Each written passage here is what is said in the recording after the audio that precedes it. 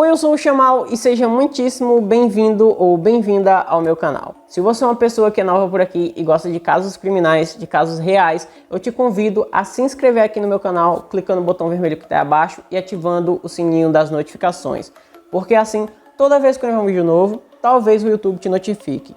Caso ele não envie essa notificação, me siga em minhas redes sociais, que são essas que aparecem aqui na tela, porque lá eu sempre aviso quando tem vídeos novos. Então mesmo que o YouTube não notifique, eu aviso lá e você pode vir aqui sempre consumir um conteúdo de qualidade. Se você é a pessoa que assiste meus vídeos com frequência, eu peço desde já que você deixe o teu gostei aí e comente alguma coisa para ajudar no engajamento desse vídeo. Então, dito isso, vamos pro caso.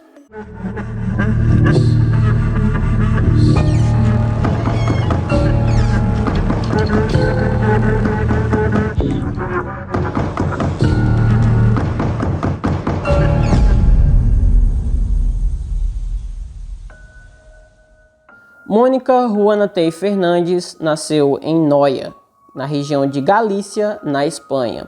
Filha de Vítor Juana Tey e Maria José Fernandes, ela era descrita por sua família como uma menina muito independente e muito rebelde, que na adolescência se tornou alguém insuportável de conviver.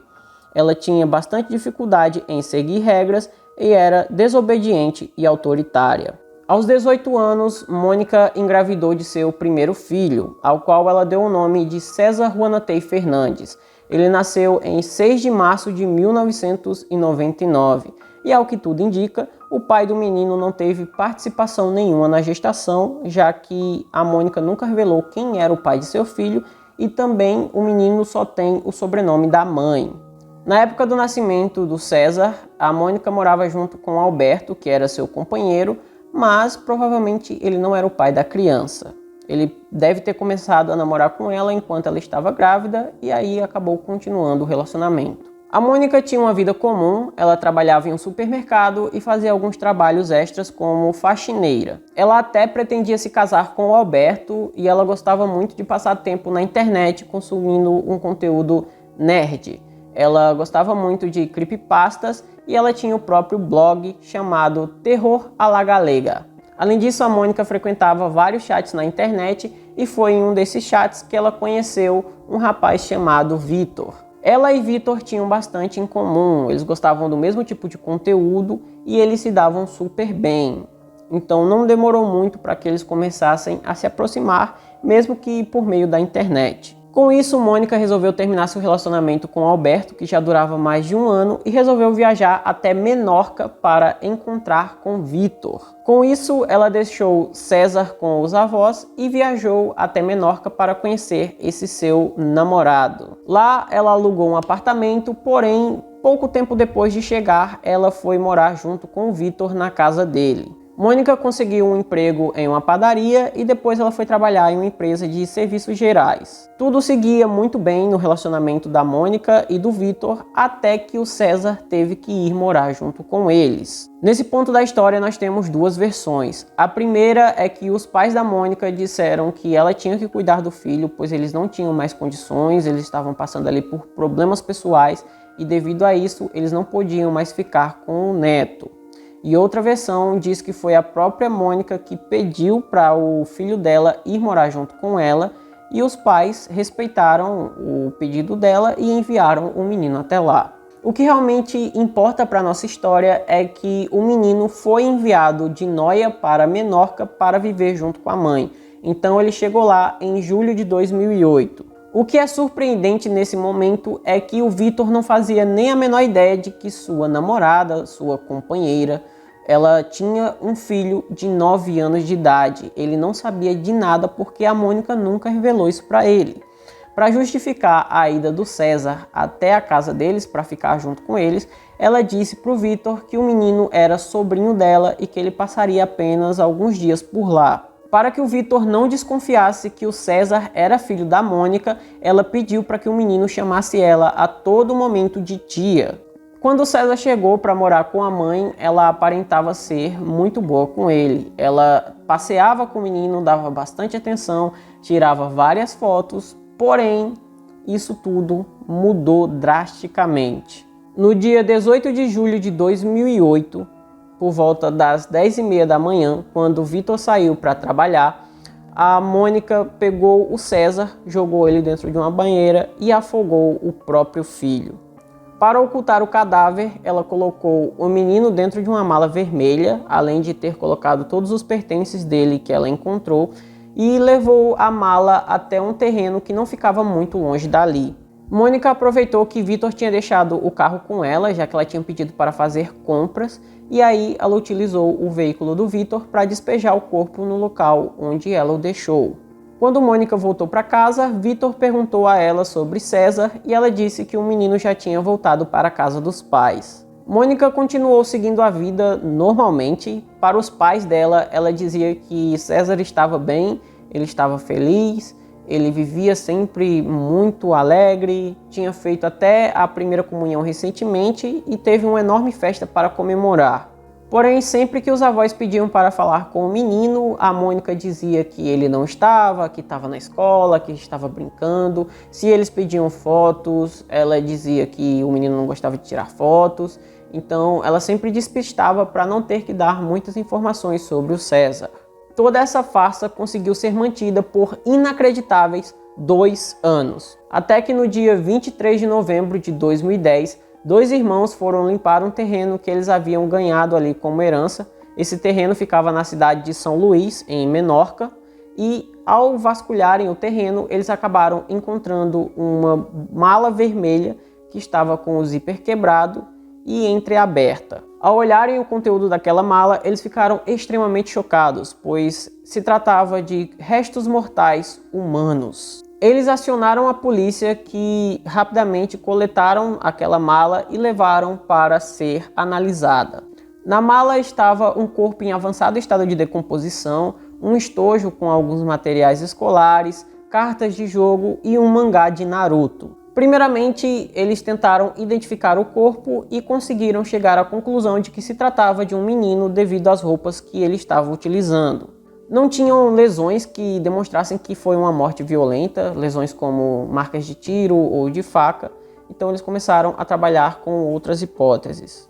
O corpo aparentava ter perdido a vida ali por volta de 2 ou 3 anos atrás, e a pessoa ela tinha entre 10 e 13 anos quando perdeu a vida. Analisando os objetos, eles primeiramente entraram em contato com a editora do mangá do Naruto, para perguntar mais ou menos quando teria sido a emissão daquela revista, né, daquele mangá. E ao fazer isso, eles descobriram que aquele modelo, aquela edição tinha sido lançada em 2007. Devido a isso, o crime não poderia ter sido muito antes. Então tinha que ser de 2007 para frente. Como isso não ajudava muito, eles resolveram verificar o cadastro de pessoas desaparecidas, porém não encontraram ninguém que tivesse naquele perfil. Após isso, eles verificaram o estojo que eles encontraram e dentro acharam uma borracha que estava escrita César JF. Com isso, a polícia começou a investigar crianças que tinham o nome César e o sobrenome que começavam com as iniciais J e F. Com isso, eles encontraram ali na base de dados uma criança que a família não renovava os documentos dele já fazia muito tempo. E esse menino se chamava César Juanatei Fernandes. Devido ao sobrenome, eles descobriram que o César muito provavelmente era filho de uma mãe solteira, pois ele não aparentava ter o nome do pai. Investigando pelo nome, eles descobriram a Mônica Juanatei Fernandes e descobriram também que ela recebia um auxílio para mães solteiras. Então, o César era filho dela. Com isso, a polícia foi até a residência da mulher para conversar com ela e saber o que aconteceu. Ao irem até a casa da Mônica para conversar com ela, a Mônica disse à polícia que ela era sim a mãe do César, porém seu filho morava em Noia junto com os avós. A polícia estranhou o fato dela a todo momento falar muito baixo, já que ela não queria que o Vitor escutasse nada do que estava sendo dito, mas até aí eles resolveram ignorar. Eles foram embora e continuaram investigando, e foi aí que eles descobriram que César estava sim matriculado em uma escola de Noia, porém ele estava matriculado até o dia 30 de junho de 2008. Depois disso, foi pedida uma transferência e o menino não foi mais matriculado na escola novamente. Ao entrarem em contato com os avós do César, eles descobriram que o menino estava morando com Mônica em Menorca. Então a polícia tinha duas versões para ver qual das duas era real. Aqui o menino estava morando com os avós em Noia e aqui o menino estava morando com a mãe em Menorca. Com isso, a polícia retornou à casa de Mônica no dia 26 de novembro de 2010. Eles prenderam ela para mais averiguações, pois estava nítido para a polícia que ela estava mentindo sobre o filho. Mônica foi presa acusada de homicídio agravado por ocultação de cadáver. Segundo as investigações, o crime foi totalmente premeditado desde o momento em que ela pediu para César ir morar com ela e ela também pediu para que o Vitor deixasse o carro naquele dia. Enquanto Mônica estava presa, ela começou um relacionamento com um homem que ela conheceu através da internet. E nesse ponto não fica claro como o relacionamento dela com o Vitor terminou, mas muito provavelmente ele deve ter terminado com ela após descobrir que o menino que estava na sua casa era filho dela e que ela estava sendo acusada de ter tirado a vida do próprio filho, né? Então muito provavelmente foi isso que fez o relacionamento dela com o Vitor terminar. Esse homem com quem ela estava se relacionando nesse tempo em que estava presa, ele dava bastante apoio para ela, ele parecia se importar muito com a Mônica, mas, assim, ela estava presa, né? Então não tinha como os dois se aproximarem mais do que virtualmente. O julgamento de Mônica teve início em 22 de outubro de 2012. Ela esteve a todo momento com a cabeça baixa no tribunal e falava muito baixo, parecendo estar bastante abatida. A princípio ela dizia que não se lembrava de nada, que a morte do César tinha sido acidental, onde ela dizia que tinha deixado o filho na banheira e aí ela foi cozinhar, fazer outras coisas na casa e quando chegou lá o menino já estava sem vida. Ela ficou desesperada ao ver aquela situação e se desfez do corpo para não ser acusada de homicídio. Mas ao passar das horas, a Mônica começou a ser mais pressionada e acabou confessando todo o crime. O advogado de defesa tentou dizer que a Mônica havia sofrido de um transtorno mental transitório e que ela estava em surto quando cometeu o crime. Porém, alguns exames que já tinham sido feitos anteriormente mostraram que a Mônica não sofria de nenhum tipo de transtorno mental. E ela estava completamente consciente quando tirou a vida de César. Com isso, no dia 25 de outubro de 2012, Mônica Juanatey Fernandes foi sentenciada a 20 anos de prisão. Então esse foi o vídeo de hoje, espero imensamente que vocês tenham gostado. Se você gostou, deixa seu like aí, se inscreve no canal, compartilhe para todos os seus amigos. Se puder, se torne membro. O roteiro desse vídeo foi feito pela Giane Santos, a Blood Moon. Então por hoje é só, até a próxima e tchau!